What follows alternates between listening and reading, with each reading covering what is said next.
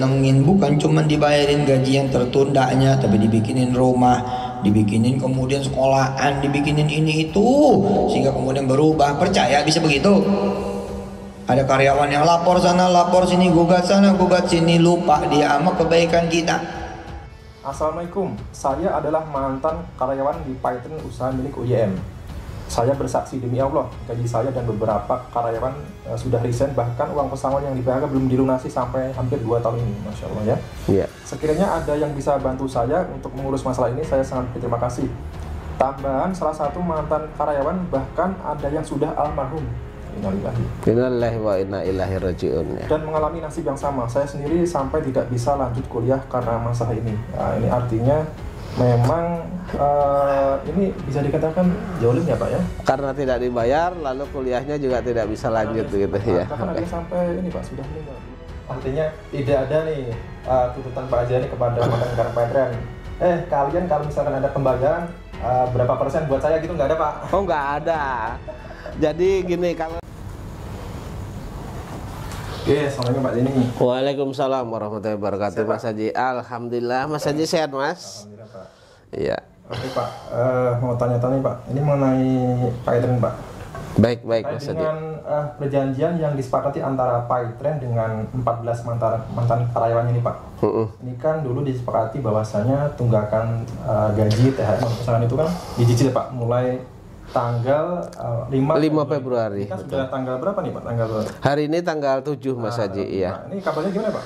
Alhamdulillah Mas Haji, jadi laporan daripada klien saya 14 karyawan itu sesuai dengan perjanjian ini kan memang angsuran itu kan langsung saya minta untuk masuk ke rekening masing-masing Mas. Jadi tidak saya tampung dulu. Saya hanya begitu ini perjanjian ditandatangani, kemudian saya mengawasi masalah uang kekurangan tunggakan dan lain sebagainya itu pembayaran itu langsung ke rekening masing-masing. Pas tanggal 5 kemarin itu dari pagi sampai sore itu 14 karyawan tuh sudah laporan kepada saya, katanya sudah ada transferan dari PT Peritra Sentosa Internasional atau biasa disebut Python yang ownernya adalah Yusuf Mansur begitu Mas. Jadi angsuran pertama clear Mas, beres ya. Oke Pak Zeni. Sebelumnya Pak Zeni menyampaikan adanya ancaman pidana dalam perkara ini Pak. Ini bisa dijelaskan kembali. Apakah mungkin pihak Python akhirnya bersedia membayar ini karena memang ada ancaman tersebut, ancaman pidana tersebut? Iya, karena ini kan mengenai hak karyawan, kemudian hak gaji itu memang sebenarnya kalau tidak dibayar itu memang ada ancaman pidananya Mas. Tapi kita tetap mengupayakan sebelum pidana itu berjalan, tentu persuasif lebih kita utamakan Mas. Kebetulan setelah awalnya kami undang Bipatrit, Perita tidak datang atau kuasa hukumnya, kemudian kami catatkan di Depnaker Kota Bandung, di Snaker Kota Bandung. Setelah itu dilakukan tripatrit, kemudian berulang minta Bipatrit lagi, kita lakukan juga perundingan karena kan kita memang itikadnya baik ya, begitu, itikat dari karyawan, terus saya selaku kuasa hukum tuh baik lah begitu. Terus akhirnya Bipatrit nggak tercapai kesepakatan, kembali kepada tripatrit. Begitu kembali kepada tripatrit, akhirnya ada kesepakatan Mas. Nah tentu kesepakatan itu tidak bisa hanya lisan saja, tentu harus dituangkan dalam bentuk perjanjian. Kebetulan ini kami tuangkan Mas. Ya, kami tuangkan dalam bentuk perjanjian, masing-masing kuasa hukum dari karyawan saya pegang 1, Peritra 1, kemudian mediator dari Disnaker 1, terus kemudian kita daftarkan atau catatkan di Pengadilan Hubungan Industrial Kota Bandung itu 1 Mas, gitu. Nah, sehingga ya yang namanya ini perjanjian menurut ketentuan pasal 1338 itu kan merupakan undang-undang bagi yang membuatnya. Nah, jadi harus ditaati karena ini kan undang-undang, yang namanya undang-undang kan nggak boleh dilanggar. Tapi di lain sisi sebenarnya ketika gaji tidak dibayar itu ada pidananya, Mas, begitu. Oke, Pak Zeni, bisa dikatakan upaya Pak Zeni ya mungkin separuh berhasil Pak ya, karena sudah ada pembayaran pertama Pak.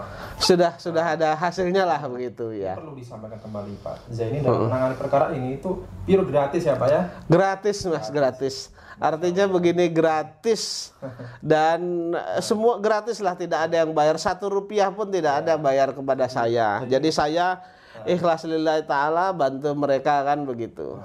Yang namanya karyawan, Mas, kalau kita mintai mereka sudah tidak dibayar lalu kita mintai, bagaimana hati kita kan itu. Artinya tidak ada nih tuntutan Pak Zeni kepada mantan karyawan Petren. Kalian kalau misalkan ada pembayaran berapa persen buat saya gitu, nggak ada Pak? Oh, nggak ada.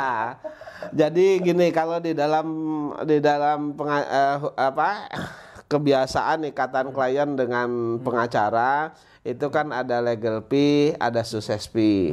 Legal fee itu honor daripada pengacara sebelum mereka bekerja pas mengerjakan. Nah, itu tidak saya tarik. Saya pakai uang kantong pribadi saya, Mas.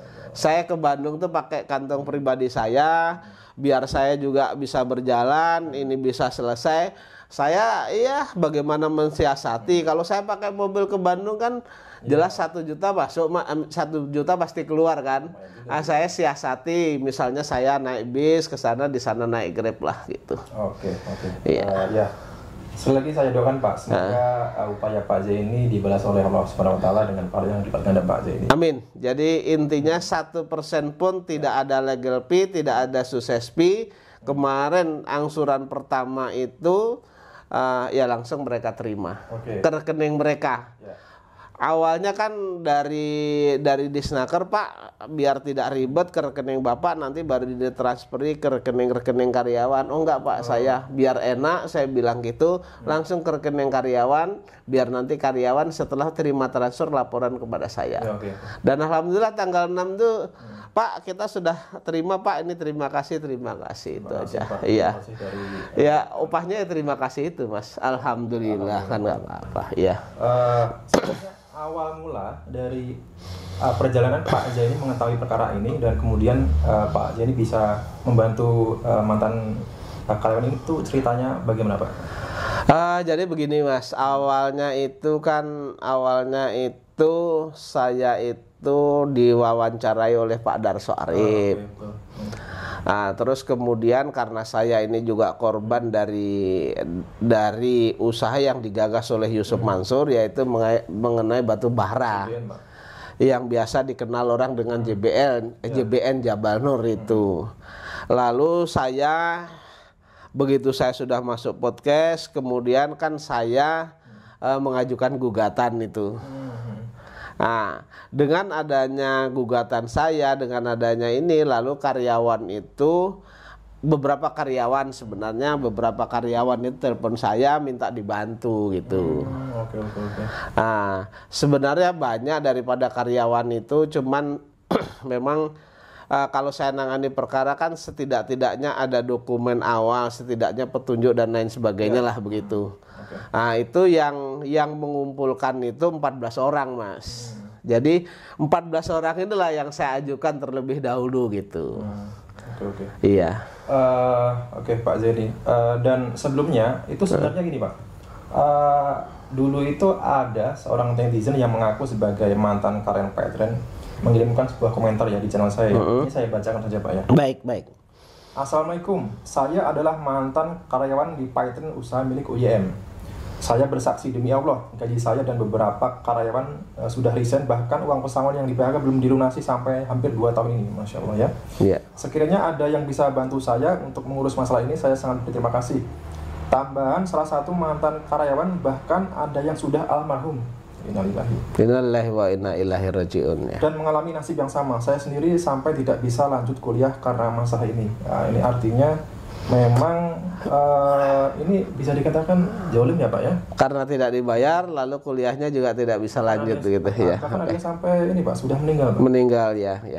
Dan dalam suatu grup WA itu dijelaskan juga bahwa mantan karyawan Pak Etren yang belum dibayarkan haknya ini ada kurang lebih 50 lebih ya dalam grup tersebut ya. Ini artinya apakah ada kemungkinan Pak? Ada kemungkinan karyawan lain ini kan ikut menggugat Pak? Karena kan ini ternyata ada pembayaran berhasil Pak di tangan Pak Zaini Pak. Jadi begini Mas Haji, saya katakan sama teman-teman ketika mereka minta bantuan, sebatas saya bisa saya bantu Mas. Oke. Jadi 14 karyawan ini kan memang sudah saya tangani, walaupun tidak ada legal fee, tidak ada sukses fee, tapi saya nangani juga sungguh-sungguh lah begitu. Artinya kan memang sudah ada hasil. Kalau teman-teman kemarin yang akan ikut mengajukan kemudian dokumennya belum lengkap dan lain sebagainya, ketika itu dilengkapi, kemudian mereka minta bantuan kepada saya, tetap akan saya bantu Mas begitu. Oke. Iya. Oke Pak Zaini. Ini selain kita berbicara mengenai masalah tuntutan hak-hak dari karyawan ini Pak, kita coba bahas mengenai ini Pak, produknya Pak Etren Pak. Ini menurut Pak Zaini Pak, Pak Etren ini kan banyak juga beberapa ulama yang mengatakan berfatwa bahwa MLM semacam Pak Etren ini haram Pak. Nah menurut Pak Zaini gimana Pak? Kalau saya begini, saya akan melihat dari ya saya juga dari agama sekolahnya Mas, tapi memang tidak membidangi secara khusus sehingga apakah itu haram, apakah itu halal, saya nanti sami'na wa ta'na kepada para ulama lah begitu ya. Tapi yang saya lihat adalah dari sisi hukum positifnya saja Mas. Bagaimana hukum positif dan lain sebagainya, terus kemudian bagaimana perizinan dan lain sebagainya, itu memang bisa kita soroti gitu. Gitu. Apalagi terkait dengan bahwasanya dalam menggaji karyawannya saja ini ternyata ada masalah juga. Kemudian ada beberapa program yang bermasalah, yaitu Pak Etren Umrah Merdeka Pak. Iya. Bermasalah juga ya Pak ya. Iya. Itu yang saya lihat, data yang saya miliki itu ada kurang lebih 7.400 lebih ini para investor Pak Etren Umrah Merdeka sampai saat ini juga belum ada kejelasan ya Pak Zaini. Iya. Oke Pak Zaini, mudah-mudahan ini pihak Pak Etren akan membayarkan cicilan gaji dari mantan karyawan ini secara berangsur sampai hingga akhir nanti ya Pak ya. Sampai dengan selesai kan ini diangsur selama 6 bulan, berarti kan Februari, Maret, April, Mei, Juni, Juli Mas. Ya, jadi sampai dengan lunas itu Juli. Kita tidak mau itu posisinya misalnya di dalam perjanjian ini tanggal 5 kemudian baru dibayar tanggal 6, tidak mau. Tentu saya akan melakukan upaya hukum lain kan begitu. Apa yang Mas Haji sampaikan tadi terkait dengan Umroh Merdeka, memang beberapa orang sudah menghubungi saya. Saya minta dokumen-dokumen yang ada, insya Allah juga saya bantu. Baik. Kalau dari orang yang menghubungi saya itu memang jumlahnya cukup banyak. Ya. Dan ini kan menjadi ketika mereka sudah booking seat, kemudian sampai dengan saat ini tidak ada beritanya, ya kan? Itu kan akan menjadi masalah hukum begitu.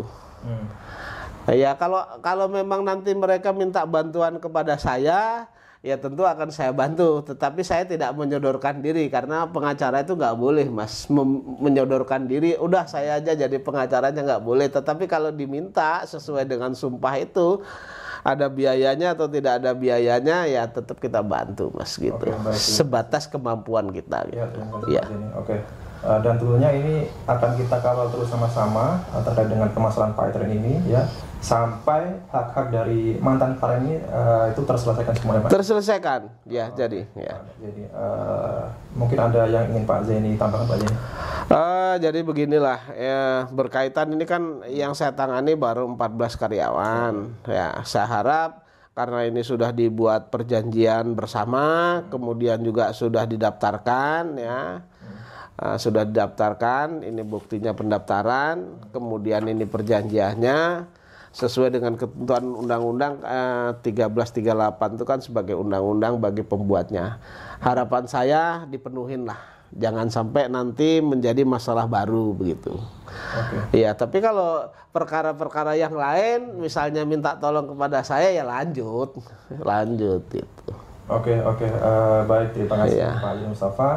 Itulah dari teman-teman, akhirnya pihak Paytrend bersedia membayar cicilan pertama menggunakan hak karyawannya, dan ini bisa dikatakan alhamdulillah upaya Pak Zaini berhasil ya. Dan Pak Zaini juga menyampaikan bahwa Pak Zaini juga tidak memungut biaya sepeser pun ya. Kita doakan semoga Pak Zaini mendapat balasan Allah yang berlipat ganda tentunya. Iya.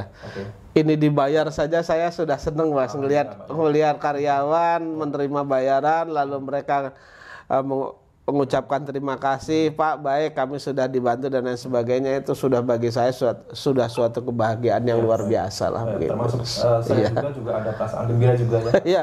Mungkin teman-teman yang lain yang membantu, yang selalu meliput dan lain sebagainya, ya saya ucapkan terima kasih bahwa 14 karyawan ini setidaknya sudah satu kali menerima angsuran dari jumlah yang itu, jadi dibagi 6 nanti. Gitu. Apalagi saya juga sempat ya berinteraksi dengan mereka-mereka, ya, seperti Mas Isa, kemudian yang lainnya yang mengalami kesulitan karena selama berdua tahun itu tidak menerima hak-haknya teman-teman.